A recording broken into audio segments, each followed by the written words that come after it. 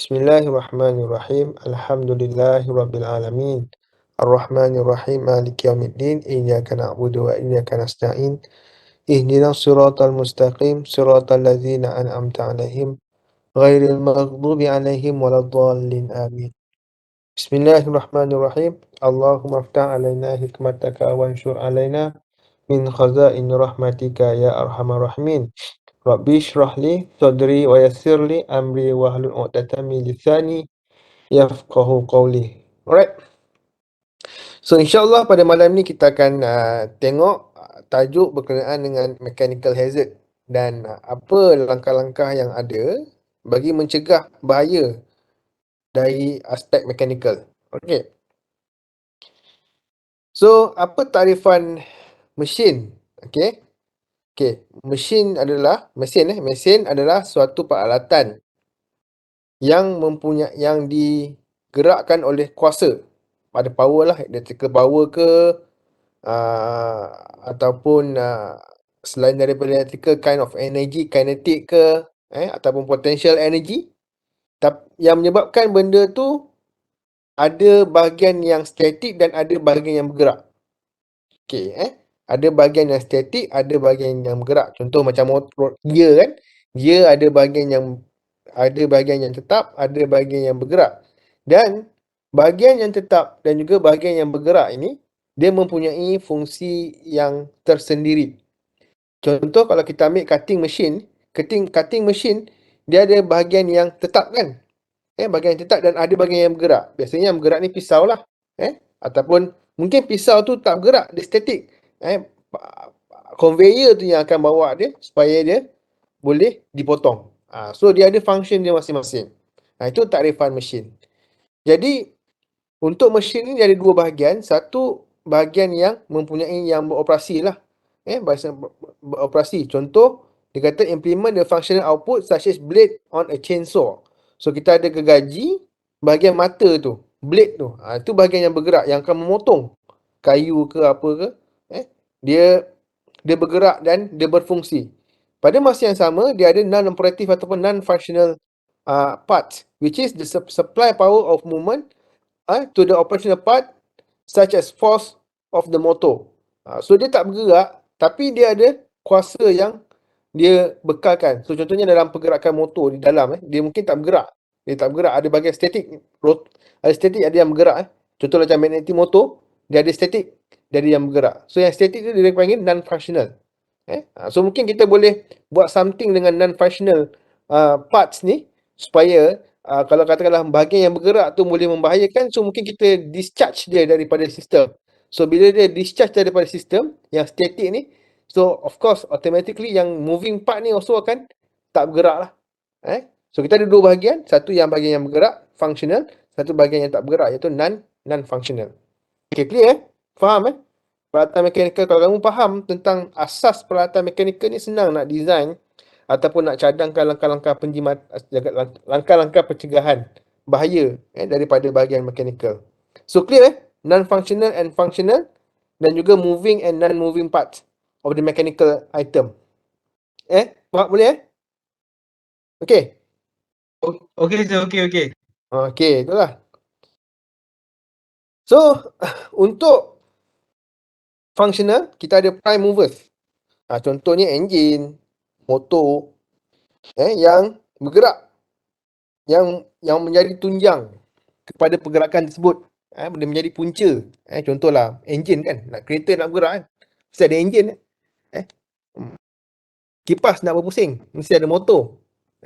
So, dia ni adalah benda yang asas. Dan benda ni digerakkan ataupun dia mempunyai tenaga daripada steam boleh, daripada air, daripada wind, electricity, combustion dan sebagainya. Right? Yang kedua adalah transmission machinery. Shaft, wheel, drum, pulley, takal. Apa lagi? Coupling, clutch, driving belt, belting. So ni adalah, belting ni bergerak kan. So belting ni bergerak, mesti ada drum ataupun motor yang menggerakkan dia. So ni adalah transmission machinery. Dia dihasilkan daripada source tadi tu. Sama ada motor ataupun enjin. Untuk shaft ataupun untuk belting tu bergerak. Seperti kata, which motion of a prime derive devices by which the motion of the prime mover or other source of mechanical power is transmitted to or received by any machine or appliances. Right. So contoh-contoh bahaya daripada mechanical boleh terasa daripada proses pemotongan, shearing, stabbing and puncturing, impact, entanglement, friction and abrasion, crushing, drawing in ejection and release of potential energy. So these are berapa ni? Ada 1 2 3 4 5 6 7 8 9 ada 10 jenis aktiviti dalam menggunakan peralatan mechanical ni yang boleh menghasilkan bahaya. Contoh macam crushing ni, crush kita nak pecahkan sesuatu cutting dah potong lah. Shearing pun macam lebih kurang macam potong jugalah. Apa lagi? Kita ada pulley yang ada takal kan, macam lift. Kita ada gearing, kita ada conveyor. Alright. So cutting biasanya bahaya adalah bahagian yang tajam lah. Bahagian yang tajam.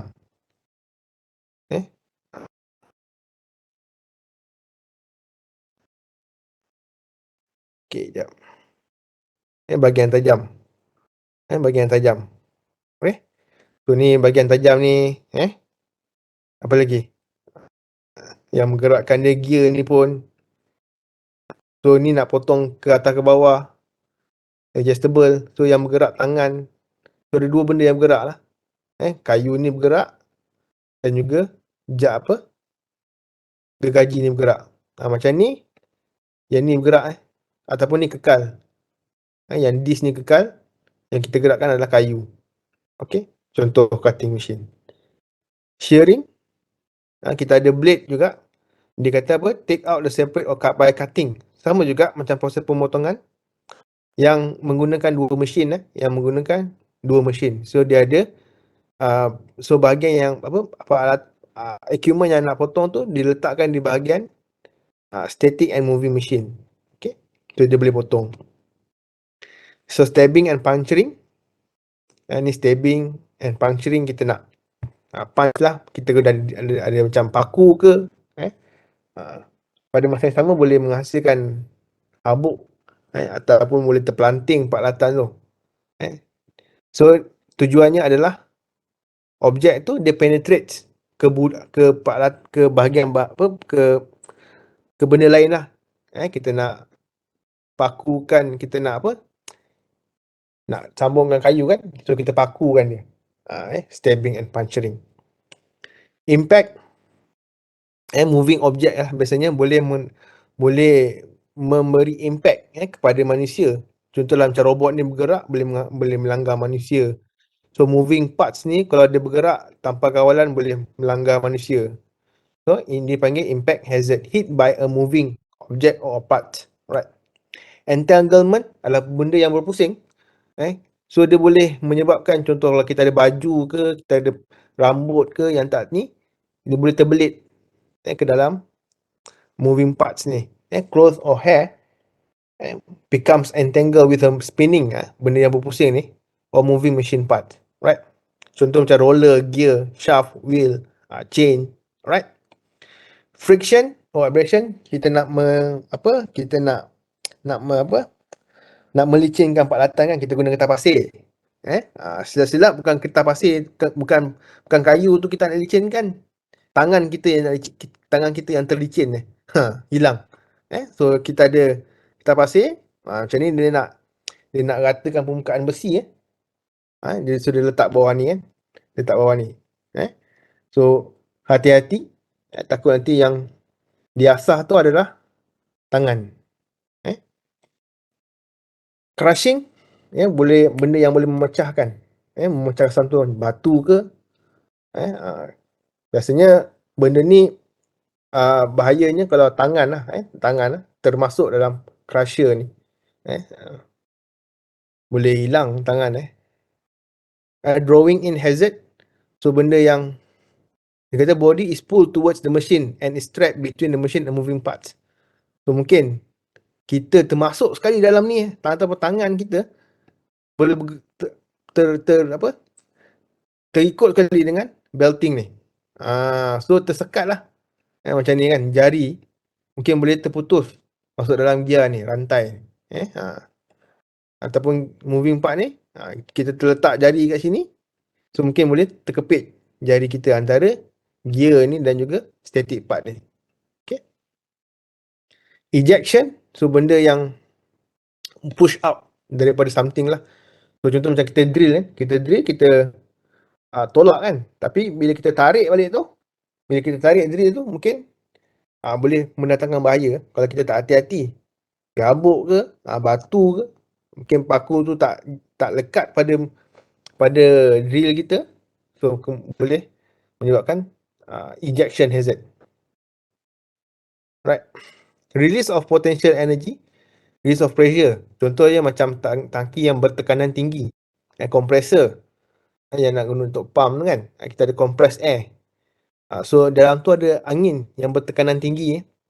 So, kalau katakanlah pecah ke, ataupun terjatuh ke, ataupun terlepas ke, terhempas ke, so mungkin dia boleh pecah dan menyebabkan tangki tu melayang ataupun terbang. Pernah tengok tangki melayang. So dia ada high pressure dalam tangki tu, terjatuh, terrelease pressure dalam tu, so dia terbang. Tangki tu terbang. Ataupun falling object, unreleased energy in the spring. Spring ni ada tahap dia yang dia boleh lantur balik kan. So kalau dia sampai satu tahap tu dia dah tak boleh nak patah balik tu, dia terlepas ke apa ke, so dia release energy of spring. Okay. Type of accident, contact or trap between machine and another object material. Entangle in machine part, entangle in material, contact with ejected flying machine, contact with release potential of energy. So this kind of accident can happen between human dan juga machine, mechanical machine. Okay. So some of the legal requirement kena faham dulu. So ni adalah sebahagian dari peraturan yang mengarahkan ataupun nak pastikan supaya adanya langkah-langkah keselamatan untuk mengurangkan bahaya daripada mesin. Pertama sekali adalah dia kata provision and fencing method of hazardous machine. So dekat mesin tu nak masuk dia ada pagar. Ada pagar. So dia tak sewenang-wenangnya orang boleh masuk. Dekat pagar tu ada sensor. So buka je pagar. Kalau katakanlah orang nak masuk dalam bahagian mesin tu nak letak produk ke apa ke, so dia automatically stop. So bila pagar tu tutup balik, kena contact dengan apa bahagian pagar yang lain, barulah mesin tu boleh bergerak. That kind of system fencing ni yang kita boleh buat untuk mengurangkan bahaya daripada mechanical machine. Selain daripada itu, kita ada provision of access to workplace, pakaian yang bersesuaian, PPE yang bersesuaian, and how to handle machine, machinery handling. And then employer has a responsibility to provide and maintain plant and safe system at work lah. Ni biasa. Right? So faktor yang boleh menyebabkan kemalangan, daripada mechanical hazard, contohnya manusia, orang yang kurang pengalaman, orang yang tak terlatih, mental and physical is not fit, it's not competent, since orang yang berusia 16 tahun dan ke bawah. So ni adalah faktor-faktor manusia tu sendiri.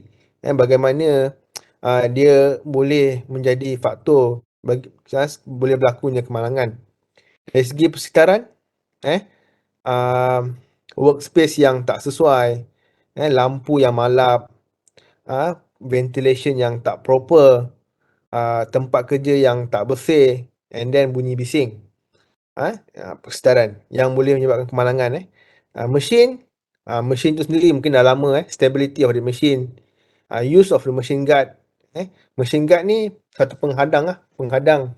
Ada beberapa jenis penghadang nanti kita akan tengok yang kita pasang kepada mesin-mesin supaya dia boleh mengurangkan bahaya daripada proses mechanical yang saya nyatakan tadi. Alright, machine guard tu mungkin dah tak berfungsi dengan sebaiknya. Sepatutnya dia boleh detect tangan, tapi tak boleh detect tangan. Ataupun sekiranya berlaku cara pengoperasian mesin yang bukan sepatutnya guard tu berfungsi untuk menghalang daripada benda tu, kemalangan tu berlaku. And then design control button yang tak sesuai, kawalan speed, vibration, structure of the machine and reka bentuk mesin tersebut lah. So ni adalah faktor-faktor yang mana boleh menyebabkan ataupun mengurangkan kemalangan daripada mechanical hazard. Safeguard. Apa ada safeguard ni? Ni kita akan tengok safeguard. Dia kata safeguard ni adalah is to minimize the risk of accident.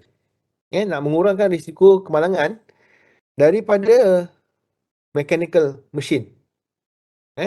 Kontak di antara manusia dan mesin. So kita ada guard. Dia panggil safeguarding. Nak mengurangkan risiko berlaku kemalangan di antara manusia dan juga mesin. So the contact can be an individual making the contact with the machine, usually moving part, because of inattention caused by fatigue, distraction, curiosity, deliberate chance taking. So mungkin letih kan, distracted, nampak awak tengah lalu, tak pasal-pasal tangan termasuk dalam cutting machine kan. Curiosity, tak nak tengok mesin ni, nak tengok lah macam mana operasi, tengok dekat-dekat, tiba terkena pula mata. Puncturing contoh. Contoh kemalangan daripada manusia. From the machine, mungkin flying object, tu potong-potong-potong, tak pegang dengan betul kan. Mesin tu tak grab, mesin tu tak grip benda yang nak potong tu. So bila dah potong, terpelanting. Chemical part pun boleh. Hot metal splashes, ancicular saw kickbacks, to name a few lah, banyak lah. Boleh berlaku mesin ni. Sometimes disebabkan oleh malfunction of that particular machine, including mechanical and electrical failure.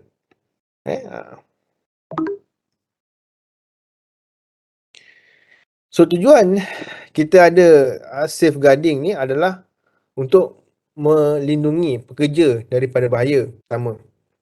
Yang kedua, nak mengurangkan atau mengelakkan kemalangan yang berkaitan dengan mesin lah. Yang ketiga adalah menjadi penghalang daripada kemalangan tu berlaku. Yang keempat adalah memastikan penghadang tu diletak di tempat yang bersesuaian dengan kaedah yang bersesuaian. Kalau kita ada penghadang pun, tapi dia tak diletak di dalam tempat yang betul, so dia tak berfungsi dengan baik lah. So ada 4 tujuan kenapa kita nak guna safeguard. Pertama, nak melindungi. Yang kedua, nak mencegah kemalangan. Yang ketiga, sebagai penghadang kemalangan. Yang keempat adalah supaya positioning oleh peralatan tu di tempat yang betul. Right. So macam mana kita nak identify keperluan untuk kita menghadirkan penghadang? Pertama sekali, in term of manufacturing. Benda yang kita hasilkan tu adalah benda yang berbahaya. Kita nak potong benda yang bahaya. Kita nak bakar benda yang bahaya.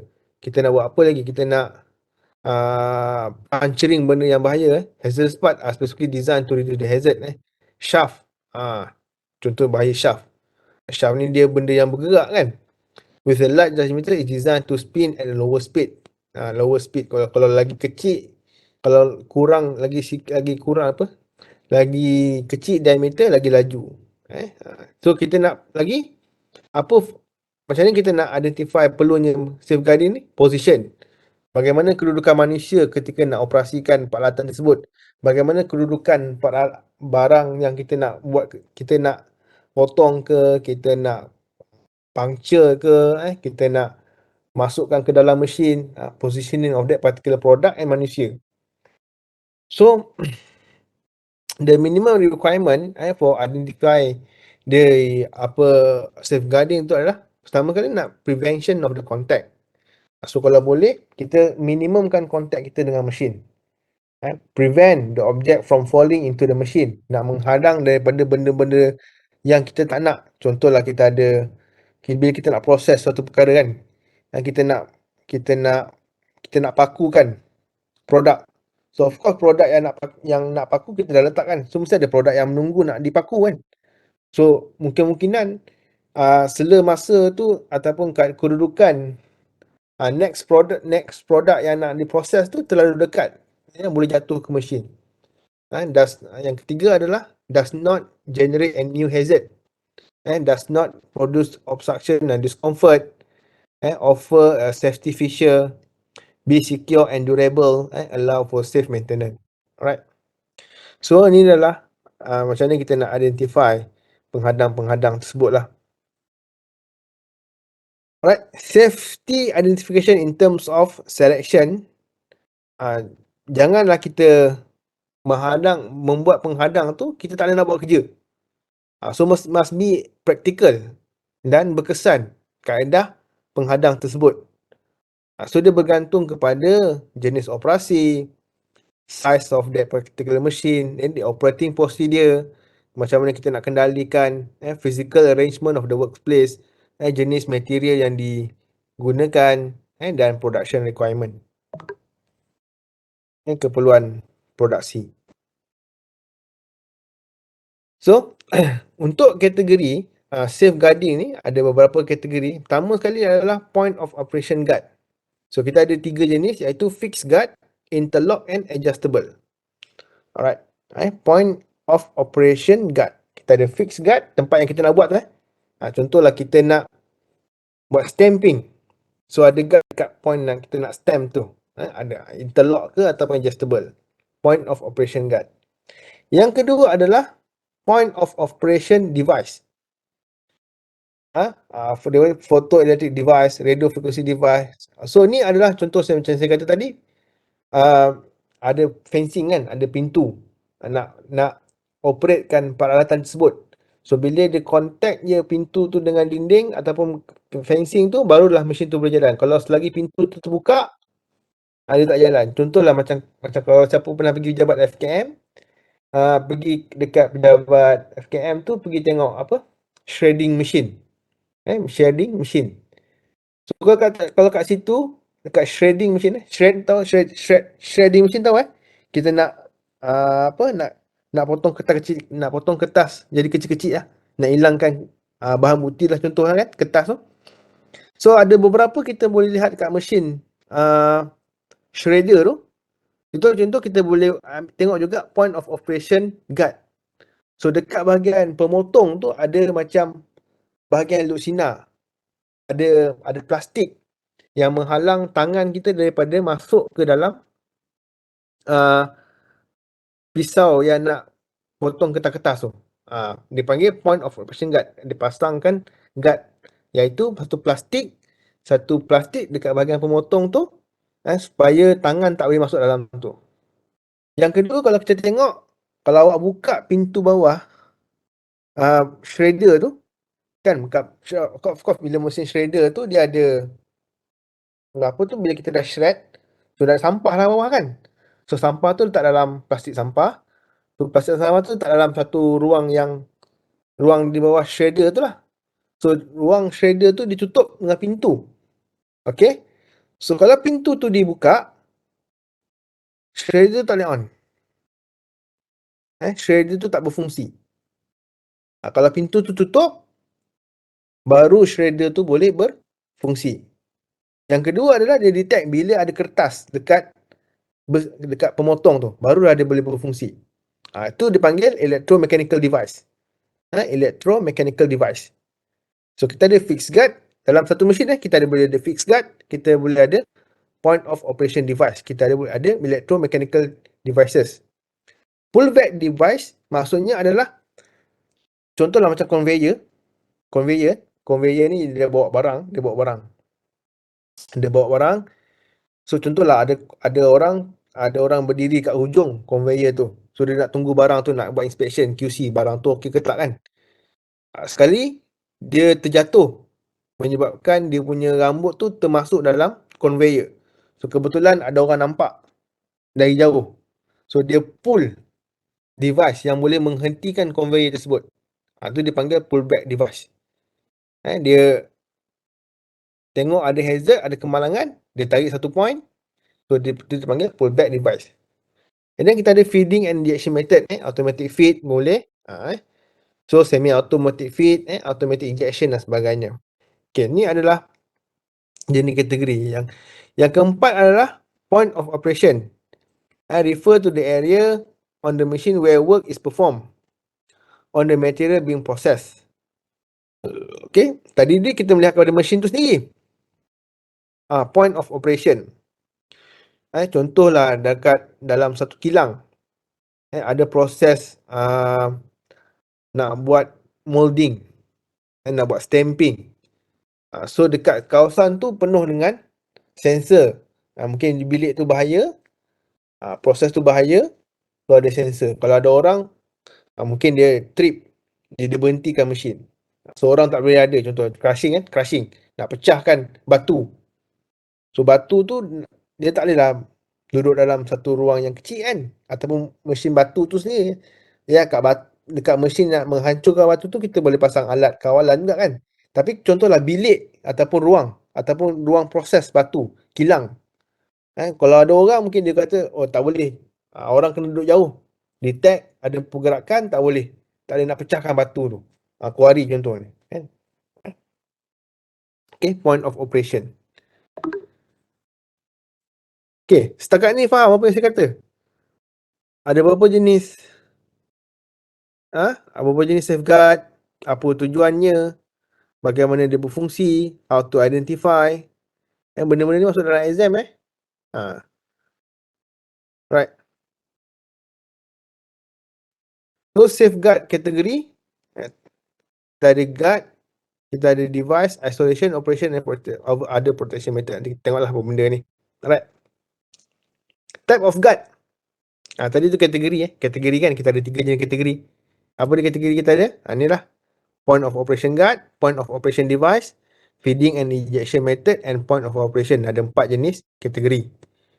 So, guard. Antara fixed guard, kita ada interlock guard, adjustable, safe adjusting, and distant guard, and also automatic guard. Guard fix. Apa dia fix? So, macam benda ni. Cage ni. Dia fix kan? So, dia tak boleh nak ubah kan? Cage tak boleh nak ubah. Dia kekal kat sini kan?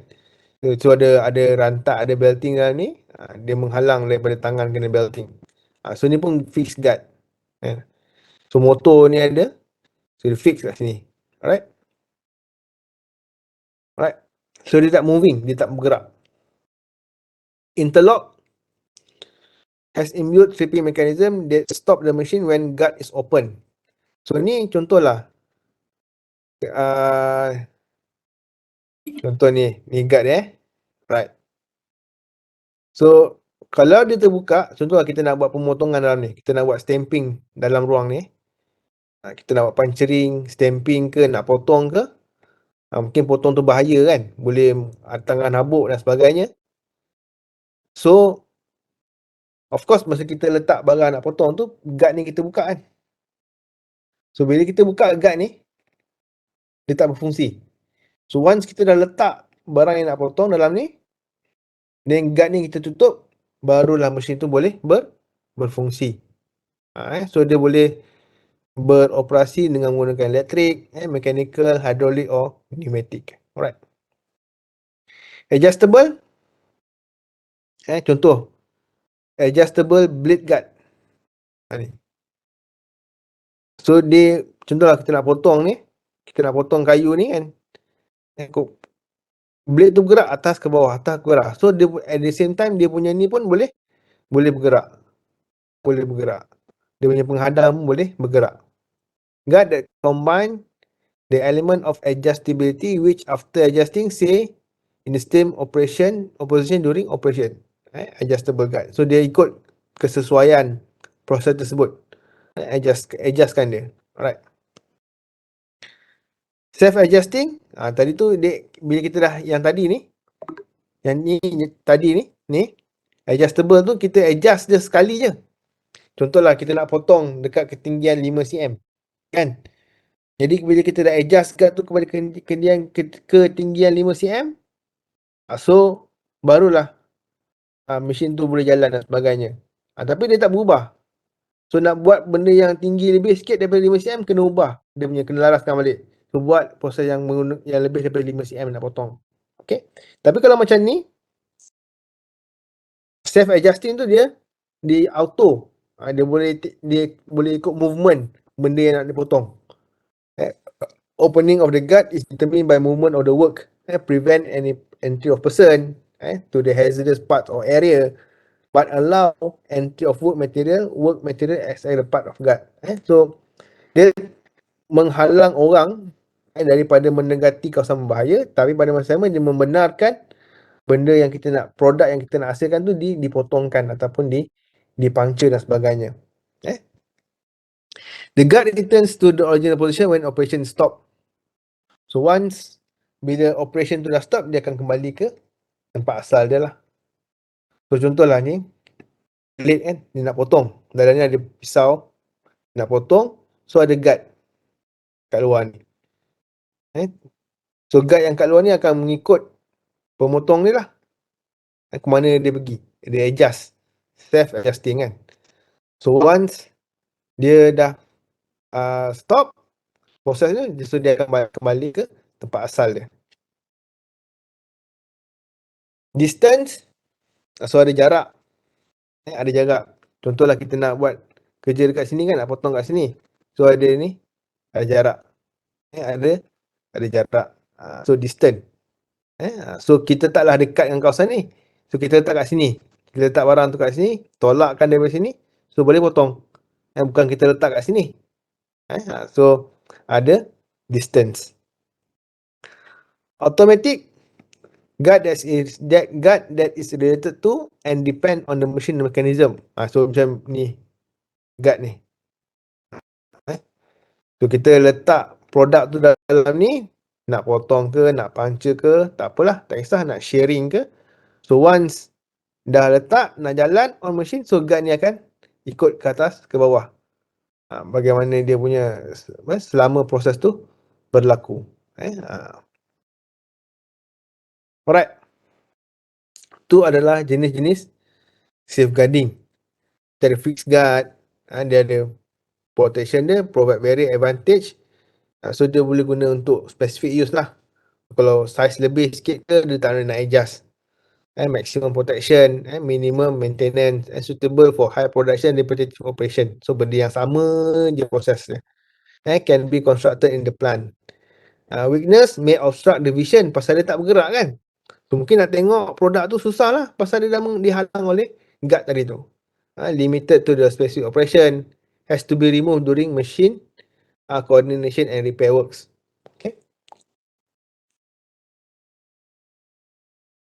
Interlock guard, tujuannya adalah perlindungan yang diberi adalah shut down and prevent machine from operating when guard is open kan. Machine is stopped before the worker reach hazard zone. So maximum protection, provide access for the machine to output material without removing the guard. Of course, weakness dia need a regular maintenance and coordination. Of course lah, bila kadang orang menyampah, bila ada benda ni lambat nak buat kerja, so dia boleh bypass. So bila bypass tu dia tak ada sistem keselamatan lah. Dia tak ada sistem keselamatan. Adjustable guard provide the barrier that is adjustable to meet the operational requirement of various output product. Jenis-jenis benda yang berbeza kita nak hasilkan, size yang berlainan, so dia akan gunakan adjustable guard. So the advantage is may be constructed to suit specific use and may be adjusted to allow various material size. However, the weakness is incomplete protection may cause hazard to the operator if allowed to enter the danger zone. Kan? Pasal dia adjustable kan. So kalau dia tak boleh nak detect pergerakan manusia, so kalau katakanlah benda tu tak berfungsi, boleh mendatangkan bahaya. So need a regular maintenance and coordination. Also can obstruct the vision. Effectiveness may be controlled by the operator. Macam tadi fixed guard tu memang dah efektif dah kat situ saja. Kalau adjustable guard ni bergantung pada pengendalian manusia. Bagaimana dia nak arrange safeguard guard ni tadi.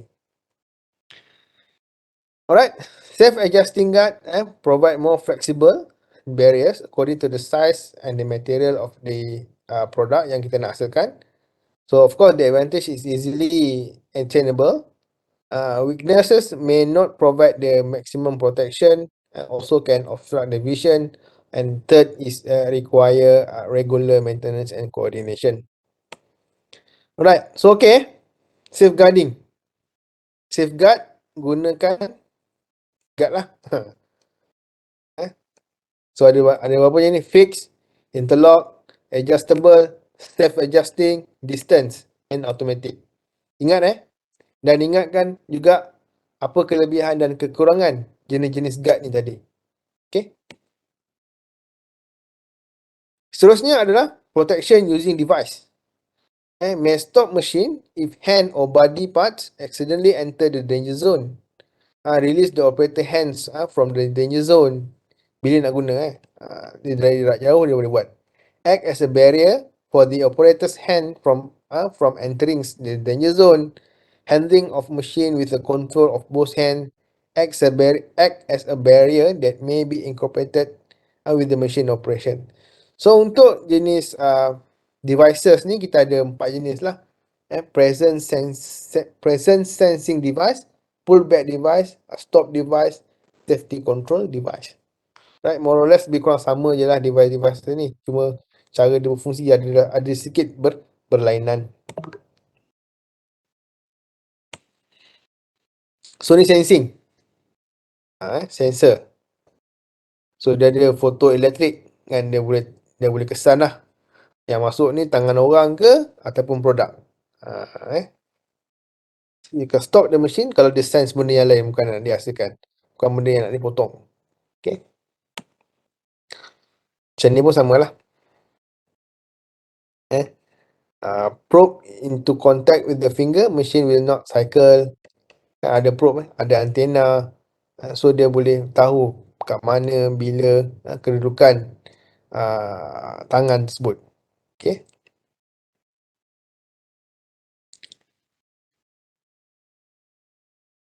Pullback device, saya kata tadi, use a cable that attached to worker hand or arm. Hands or arm So ada. Ni danger area kat sini So kalau tangan tu termasuk dalam, so dia ada macam tali ni lah. Tali ni dah ada jarak tertentu lah daripada sini ke ruang yang selamat. Dia ada jarak kan. So kalau terlebih daripada ruang yang selamat ni, so dia akan berhenti. Dia panggil pullback device. Usually used for machinery with clipping action features. When the blades are in top position, the operator may have the access to control panel. Walaupun dia boleh access ke control panel, tapi dia mungkin tak boleh nak mulakan dulu production. Okay, nak tengok, nak buat kajian dulu. Okay ke tak position langkah-langkah mengurangkan risiko mekanikal ni. Alright. Stop device. Macam ni, biasa kat mana biasa tengok ni? Kat mana biasa tengok?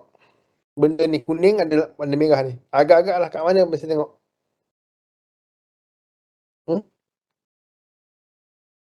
Kat mana biasa tengok ni?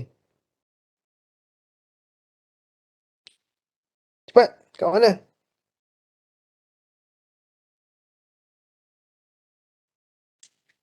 Kat mana biasa tengok ni? Kat mana? Takkan tak nak nampak? Tak dengar? Kat mana? Hello? Tak ada orang ke? Ada. Minyak kat mana? petrol station. Petrol station kan? Kalau pump tu rosak ke ataupun dia pump minyak terlebih ke, then kita boleh pull back device. Stop kan dia? Stop daripada pumping. Okay. So next adalah safety control device. So manually activated and needs to manually reset to start the machine. So dia memang dah ada. So lebih kurang sama je lah macam yang sebelum ni, safety trip control. Sama juga dia detect body, Kalau kita tekan, dia rasa safety trip road device, wire cable, two hands control, two hand trip, fencing. So dia safety ni. Dia boleh berada kat tangan kita, dia boleh berada kat kaki kita. And how we going to stop the machine sekiranya berlaku kemalangan. Okay.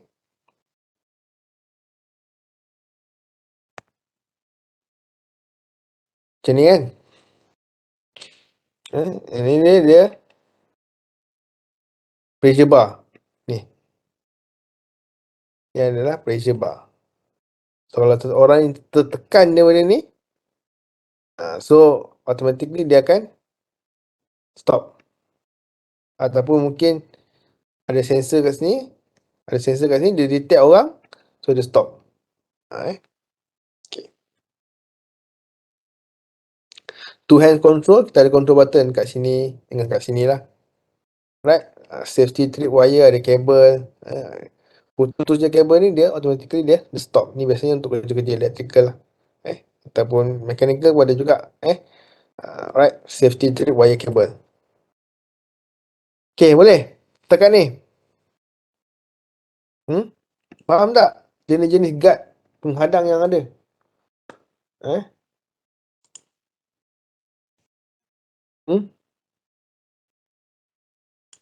Boleh?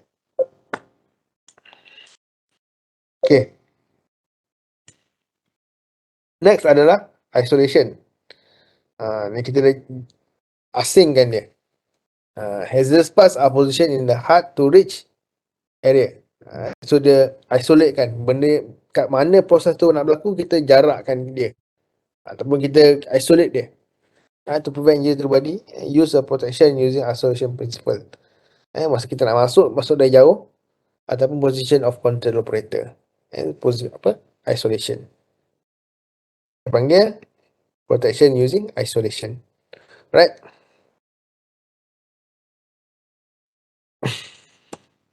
Seterusnya adalah protection in operation. Contohnya automatic feeder. So dia berjalan secara automatic. Masuk.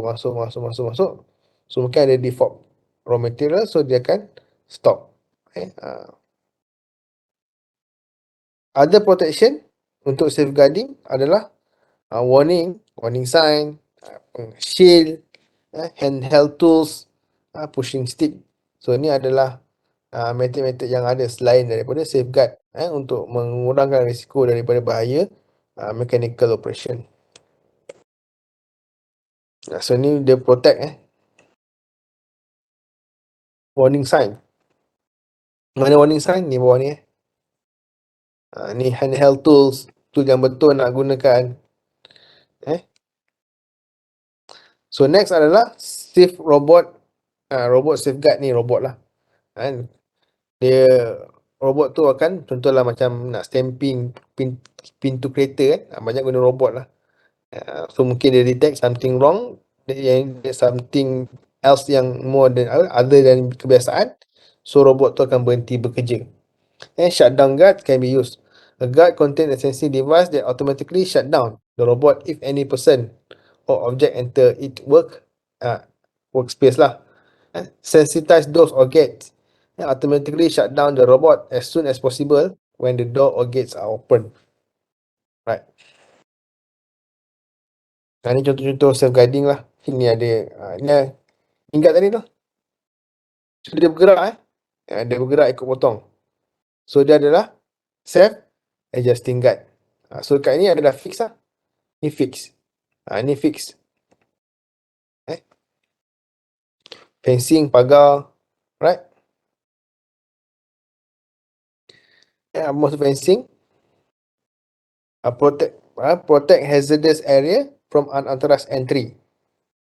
Kat mana floor opening, kawasan nak mula operasi kilang, tempat yang berlubang, pipe, exposed edge, catwalk, manhole, hazardous activity, processor, ramp and stairs. Tangga pun kena ada fencing. Prevent accident that caused by falling into a lubang, jatuh dalam lubang, jatuh ke tempat yang lebih rendah daripada tempat tinggi, entanglement, tersepit dalam moving parts, struck by a falling object, ada benda daripada atas berjatuh, kena badan. Struck by moving object, robotic machine, welding, apa lagi? Apa nak menipiskan, So bila kita buat proses-proses tu, dia boleh menghasilkan moving object, exposed to hazardous material. Right, so type of fencing kita ada railing, screens, wire netting and wallboard. So fencing mestilah kuat, resistance to harsh environmental factors, suitable and safe design, minimum maintenance also, require protection. Right. So methods of fencing, identify the area to be fenced. Kita kena identify kat mana kita nak buat pagar, and then select jenis pagar yang bersesuaian. Ada berapa jenis? Ada berapa jenis pagar? Inilah railing, screen, wire netting and toe board. Kena pasti. Ensure, of course nak pasang fencing kena ambil masa kan. So dalam tempoh tu, apa langkah pencegahan kita? Install a suitable fencing. Observe animative controls such as signage, inspection, etc. Alright. So setakat ni faham? Faham tak? Faham tak? Faham Okay, next kita ada loto. Loto. Dia panggil lock out, take out. Lock out, take out. To protect people from hazardous energy while performing service and maintenance. So, mesin ni tadi, dia ada electrical power yang akan menggerakkan dia. So, bila kita nak buat kerja kat mesin ni, kena beritahu orang lah. So, dia panggil tag out. Lock dekat tempat punca kuasa tu, tagkan dia. So, juga kat tempat kita nak buat kerja. Lock out, tag out. Alright. So, bila kita dah lock dan kita dah tag, orang tahu. Okay, jangan on switch ni. Pasal kita tengah buat kerja kat sini. Once kita dah settle, baru kita removekan tag tu, baru orang boleh on machine. And before service or maintenance are performed, the machines must be disconnected from energy source. Disconnectkan dia dengan electrical power. Right.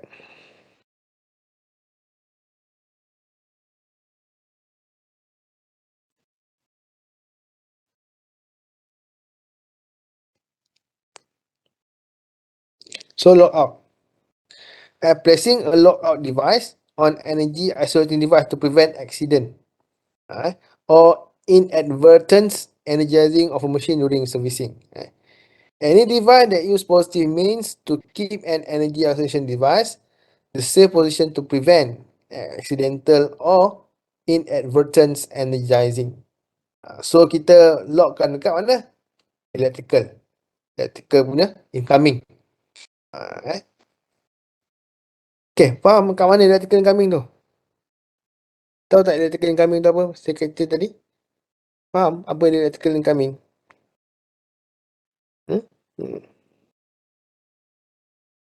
So, bila kita dah lock, kita kena tag lah. Kita kena tag. Tag tu ada, dalam tag tu ada maklumat-maklumat kat mana kita buat kerja, mula pukul berapa, sampai bila, siapa person in charge. Dia panggil lock and tag out. Right.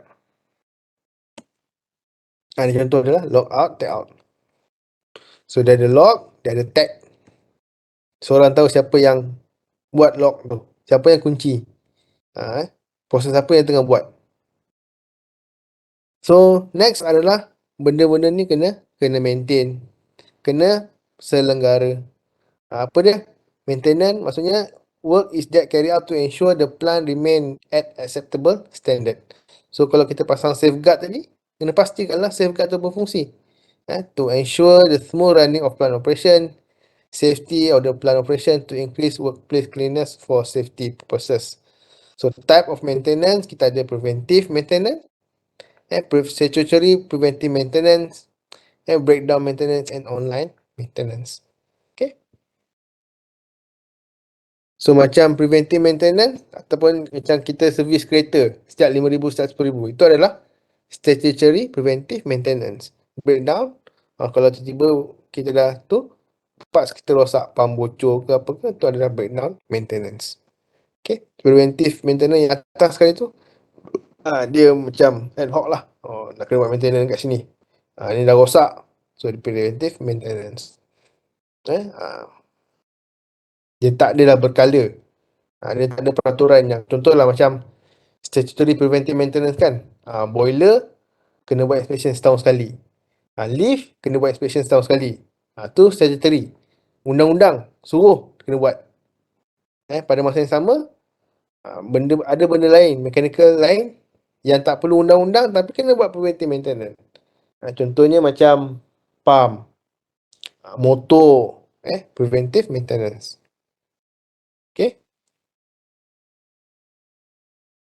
Alright, ni dia preventive maintenance. Conduct maintenance regularly according to the schedule. Replace and restore faulty equipment, keep maintenance and repair records.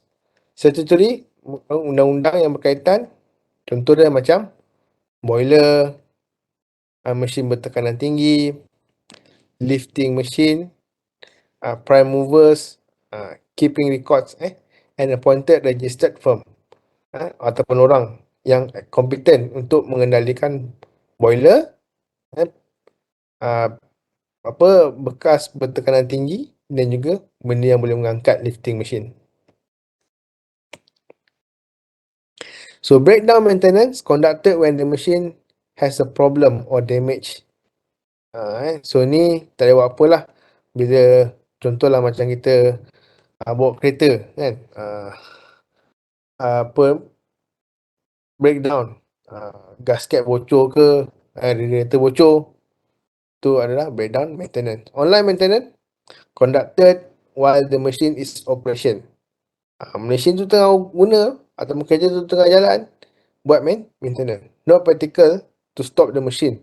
Tak boleh berhentikan mesin. Kalau berhentikan mesin dia rugi.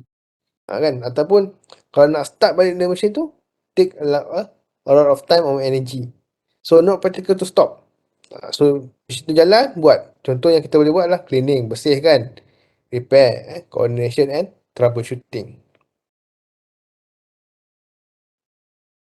Okay, alright. Thank you. Okay, boleh. Okay tak? Okay, saya buka soalan sampai pukul 10. Ada 4 minit lagi kalau nak tanya. Kat chat ke, kat sini ke, tanyalah. Dan kita settle pukul 10. Alright, ada orang nak tanya?